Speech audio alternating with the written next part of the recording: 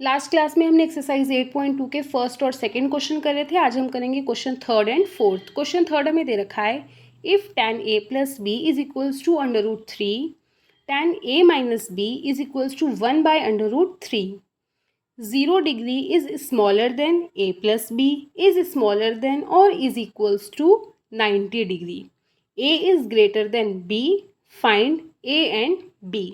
हमें क्वेश्चन में दो कंडीशन दे रखी हैं। फर्स्ट है tan a plus B equals to √3 और सेकेंड है tan a minus B is equals to 1/√3। यहाँ पे हम सॉल्व कर लेंगे।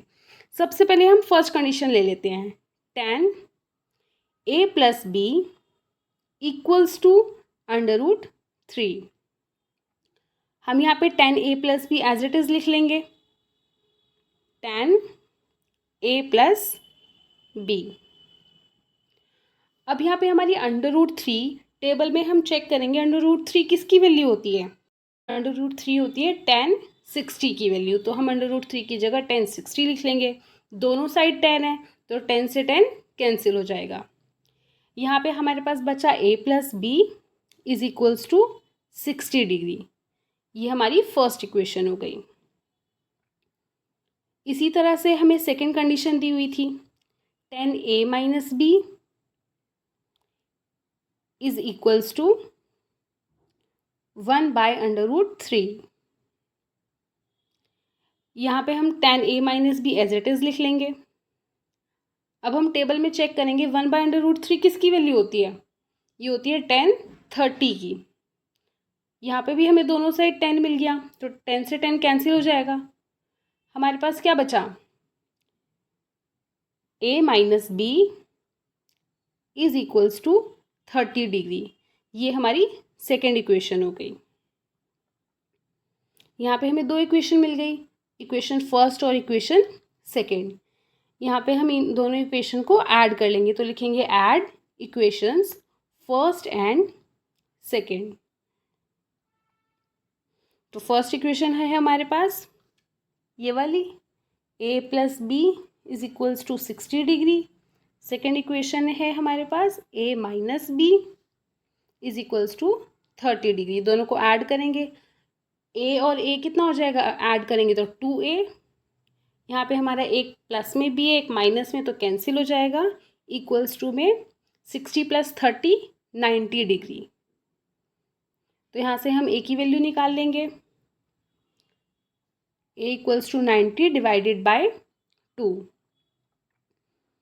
ये कैंसिल आउट होगा तो क्या आ जाएगा, a की वैल्यू 45। यहाँ पे हमें a की वैल्यू मिल गई। अब आप चाहो तो इसे फर्स्ट इक्वेशन में भी पुट कर सकते हैं या फिर सेकेंड में। यहाँ पे मैं आपको इक्वेशन फर्स्ट में पुट करके दिखा देती हूँ। तो हम लिखेंगे from equation first. Equation first थी हमारे पास a plus B equals to 60 degree. a हमारे पास हमने अभी निकाला 45 डिग्री, प्लस b हमें नहीं पता equals to 60 degree, b equals to 60, 45 उधर जाके माइनस का, तो b की वैल्यू यहाँ से हमारी आ गई 15 डिग्री। हमें दोनों वैल्यू मिल गई, a 45 और b 15। अब यहाँ पे हमें क्वेश्चन में भी हम एक बार चेक कर लेंगे। हमें बोला था 0 डिग्री से बड़ा होना चाहिए a प्लस बी को ऐड करेंगे तो 45 और 15 60 और 90 से छोटा होगा या फिर बराबर होगा और a ग्रेटर होगा b से। तो ये हमारा आंसर हो गया।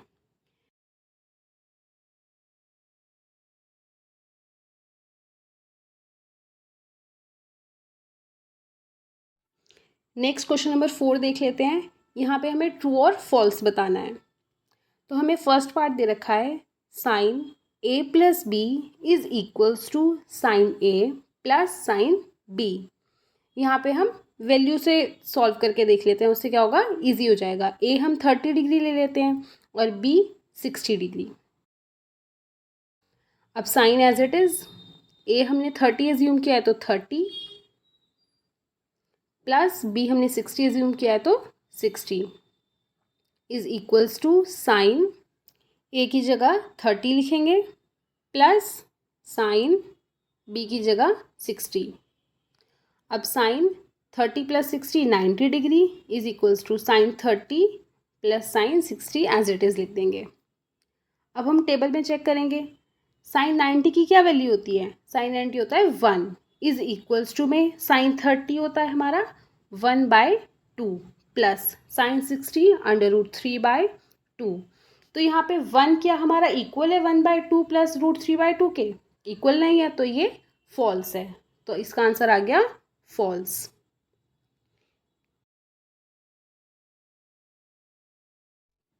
अब हमें सेकेंड पार्ट दे रखा है the value of sine theta increases as theta increases. मतलब साइन थीटा की वैल्यू इंक्रीज होती है, बढ़ती है जब थीटा बढ़ता है, थीटा की वैल्यू इंक्रीज होती है। तो यहाँ पे हम देख लेते हैं, थीटा मतलब हमारे एंगल क्या होते हैं? 0 डिग्री, 30 डिग्री, 45 डिग्री, 60 डिग्री और 90 डिग्री, ये सारे बढ़ रहे हैं हमारे। अब हम साइन थीटा की वैल्यू देख लेते हैं।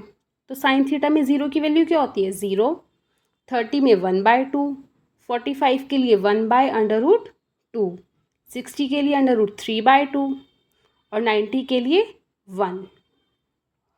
यहाँ पे जब 0 से 1/2 पे वैल्यू जा रही है तो इंक्रीज़ हो रही है, बढ़ रही है। इसी तरह से 1/2 पे जब 1/√2 पे जाएगी, यहाँ पे भी वैल्यू इंक्रीज़ हो रही है।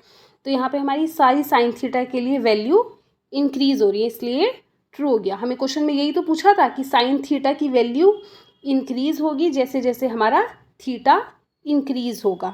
हमारा यहाँ पे ट्रू हो गया।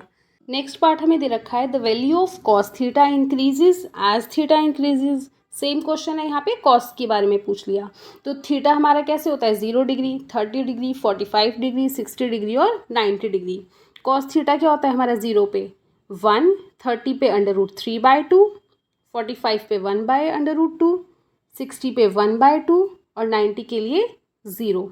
अब यहाँ पे बोला है कॉस थीटा इंक्रीज हो रहा है, जैसे जैसे थीटा इंक्रीज होता है यहाँ पे क्या हो रही है? वैल्यू डिक्रीज हो रही है।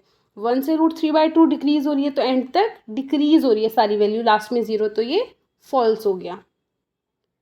हमें यहाँ पे फोर्थ पार्ट दे रखा है साइन थीटा इक्वल होता है cos theta for all the values of theta. यहाँ पे हम थीटा मतलब कुछ एंगल एज्यूम कर लेते हैं, जैसे कि यहाँ पे मैं साइन थीटा की जगह 0 लिख लेती हूँ। तो sine 0 equals to cos 0। Sine 0 की वैल्यू क्या होती है हमारी? 0 इक्वल्स टू कॉस 0 क्या होता है हमारा? 1। तो 0 1 के इक्वल नहीं है, ये फॉल्स है, तो आंसर आ गया हमारा फॉल्स। लास्ट पार्ट हमें दे रखा है cot A is not defined for angle 0 degree. कि कॉट ए जो होता है वो नॉट डिफाइंड होता है एंगल 0 डिग्री पर। तो हमारा कॉट 0 क्या होता है? जब हम 10 का रेसिप्रोकल करते हैं, 10 0 होता है तो उसका रेसिप्रोकल 1/0, और जब डिजिट के नीचे 0 दैट मीन्स नॉट डिफाइंड। तो ये ट्रू है, कॉट ए हमारा नॉट डिफाइंड होता है एंगल 0 के लिए, तो ये ट्रू है। इसी तरह से मिलते हैं नेक्स्ट क्लास में नेक्स्ट कॉन्सेप्ट के साथ। एक्सरसाइज 8.3।